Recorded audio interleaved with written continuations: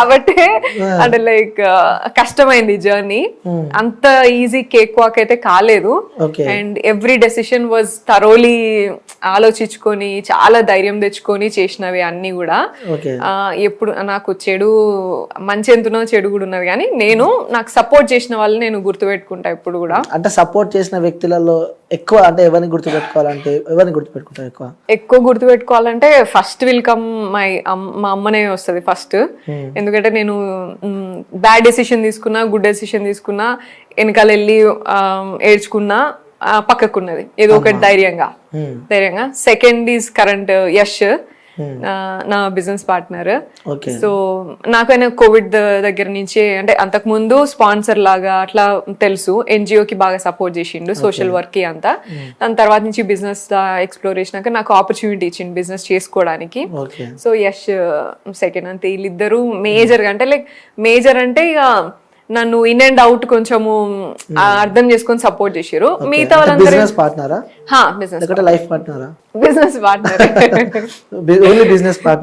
For no business partner. In case future చెప్పలేమంటావు? ఎవరు ఏందని ఎవరేమీ చెప్పలేము కదా, రాసేసుకుంటారు ఇక. ఓకే, సో ఇంకోటి అంటే ఏంగా మీపై కేవలం ఈ స్థాయికి లైక్ అంటే ఇండస్ట్రీలో మీకంటే ఒక ప్రత్యేకత తీసుకురావడానికి కారణం RGV. Without RGV Sonia is nothing. అంత సీన్ లేదు అని చెప్పి అంటున్నారు మరి బయట జనాలు. అంత సీనే లేదు. ఆర్జీవి గారి కంటే ముందు కూడా నేను చాలా వీడియోస్ చేసిన, బతుకమ్మ వీడియోస్ చేసిన, సాంగ్ వీడియోస్ చేసిన, షార్ట్ ఫిలిమ్స్ చేసిన, అండ్ జార్జ్ రెడ్డి మూవీలో చేసిన, కథానాయకుడు చేసిన. మై ఫస్ట్ ప్రాజెక్టే నేను బాలకృష్ణ గారితో, విద్యా బాలన్ గారితో, క్రిష్ గారితో, what ever it is small అయినా సరే నేను అంత ప్రొడక్షన్ లా నాకు ఆపర్చునిటీ వచ్చింది. పెద్ద ప్రొడక్షన్ ఎన్బికే అంటే. సో ఆర్జీవి గారితో నేను వచ్చిన అనేది అంత సీన్ ఏం లేదు. కాకపోతే ఆపర్చునిటీ ఎవ్రీ ఆపర్చునిటీ మనల్ని ఎలివేట్ చేస్తుంది. ఇంకొంచెం ఎలివేట్ చేసింది అనుకోవచ్చా ఈ ఆర్జీవి గారితో? అంటే ఇంకొంచెం అనేది కూడా నేనేం చెప్పా, ఎందుకంటే ఎంత పాజిటివ్ ఉన్నదో అంత నెగిటివ్ కూడా ఉన్నది నాకు దాంతోనే. సో నేను సార్ ఫీల్ అయినా అంటే అంత ఫీల్ గారు, నేను అట్లా ఏం అంత సీన్ పట్టించుకోరు, ఆయనకు పెద్ద ఫరక పడదు. కానీ చెప్తానా, ఎంత పాజిటివ్ ఉన్నదో అంత నెగిటివ్ ఉన్నది ఆయనతోని చేసింది. కానీ నాకు పర్సనల్ గా డెఫినెట్ గా నేను చాలా నాకు ఫౌండేషన్ అనేది, కాన్ఫిడెన్స్ అనేది ఎవరిచ్చినా రాదు కదా. ఇప్పుడు నేను ఇంకా ఇంకొక 20 సినిమాలు చిన్న చిన్న లాగా ఇట్లా చిన్న డైరెక్టర్స్ తోనో లేకపోతే యంగ్ డైరెక్టర్స్ తోనో అట్లా చేసింటే నాకు అంత కాన్ఫిడెన్స్ వచ్చేది కాదు. బట్ అవుట్ రైట్ నేను ఆర్జీవి గారి దగ్గర చేసిన తర్వాత నా కాన్ఫిడెన్స్ లెవెల్స్ అనేది ఇట్లా నువ్వు చేయగలుగుతావు ఇక అని ఫిక్స్ అయిపోయాను నేను. అప్పటిదాకా కూడా నాకు అవుతుంది అది పోయే ఎవ్రీ డే నేను చేయగలుగుతాను ఇది. అసలు నిజంగా చెప్పండి, హార్ట్ఫుల్ గా పోయినారా ఆర్జీవి గారి దగ్గరికి, లేకపోతే భయంతో పోయినారా? భయంగా ఎందుకు వీళ్ళతోని మనకి గొడవ, ఆర్జీవి గారు అంటే తెలిసే ఉంటది, ఏమనంటే ట్వీట్లు పెడతారు కదా, ఎందుకు నో అని చెప్పి ఇప్పుడు ఎందుకులే అని అనుకున్నా. భయమా వద్దు అని చెప్దామని కోనే పోయినా, అసలు చేయను అని చెప్పి చెప్దాము, కలిసి చెప్దాం అదే అని పోయినా. ఎందుకంటే ఫోన్లలో చెప్తే ఎందుకు ఏమున్నది అని అంటున్నారు కదా, సరే నేను ఎక్స్ప్లెయిన్ చేద్దాంలే పోయి డైరెక్ట్ గా అని అనుకున్నా. కానీ పోయిన తర్వాత నేను అడిగినా, సరే ఇట్లా చేస్తారా మీరు, ఎట్లా చేస్తారు మీరు, ఇప్పుడు చేసేలాగా చేస్తారా ఈ మూవీ అంటే ఆయన ఇంటెన్షన్ చెప్పిండు, ఇట్లా వేద్దాం అనుకుంటున్నా అనేది. నాకు అట్లా ఆడేం అనిపించలేదు. సో నాకు మంచి ప్రాజెక్ట్ నచ్చి కాన్ఫిడెన్స్ ఏమంటారు ఆయన నమ్మి చేసిన నేను. ఇక ఇదైతే కాదు సార్ నాతోని, నువ్వు అక్కడ సెట్లకు పోయినాక ఇది చేయాలి అది చేయాలంటే మాత్రం నాతోని కాదు. ఆర్జీవి గారికి అమ్మాయిలు అంటే ఇష్టం అని చెప్పి అందరికి తెలిసింది. సో మీరు అందులో యాక్ట్ చేసిన తర్వాత పాజిటివ్ కామెంట్స్ ఎక్కువ వచ్చినా లేక మీకు నెగిటివ్ ఎక్కువ వచ్చిందని చెప్పి మీరు అనుకుంటున్నారా? రెండు వచ్చినాయి. మంచిగా కొంచెం మెచ్యూర్డ్ ఉన్న వాళ్ళు చాలా మంది కూడా ఆర్టిస్ట్ అని ఒక డైరెక్ట్ గా నాకు ఆడిషన్స్ లేకుండానే డిసైడ్ అయిపోతున్నారు, ఈమెకు ఆడిషన్ అవసరం లేదు, ఆర్జీవి గారి దగ్గర నుంచి వచ్చింది, ఆర్జీవి సినిమా అవి ఉన్నాయి కొన్ని. అవి చాలా రూమర్స్ లాగా అట్లంతా తీసుకొచ్చినారు. అట్లనే లైక్ యూనో ఎక్కువ స్ట్రాంగ్ అనేది నాకు అర్థమైంది.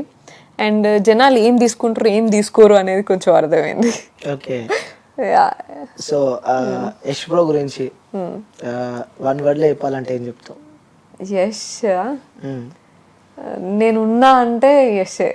నేను ఈ రోజుకి కూడా నేను ఇంత హ్యాపీగా ఇంతే స్ట్రాంగ్గా ఉన్నా అంటే యష్ అనేటైన పక్కన ఉన్నందుకే. Okay, I'm so grateful for that. Yeah. ఏదన్నా ఒక విషయం సో ఎప్పటికీ యష్ బ్రోతో షేర్ చేసుకొని ఏదైనా విషయం ఉందంటే అస్సలు ఏ ఒక్కటి కూడా లేదు. ఇదని చెప్పాలి. ఎవరు లేరు, మన ఇద్దరమే ఉన్నాం కాబట్టి. నిజంగా కెమెరాస్ బంద్. నిజంగా చెప్తా.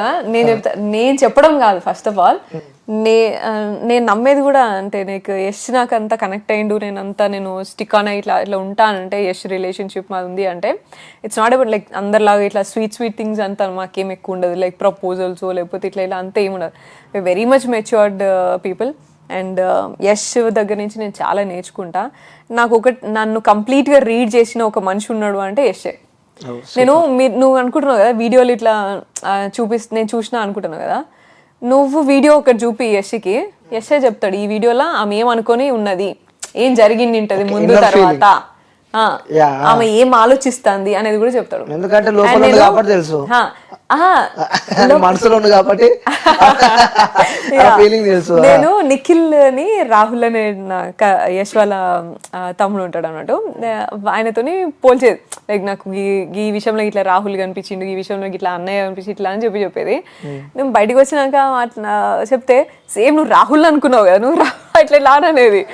సీరియస్లీ నేను అన్ని ఇట్లనే చూసేది అన్ని ఇట్లా అని అనుకో.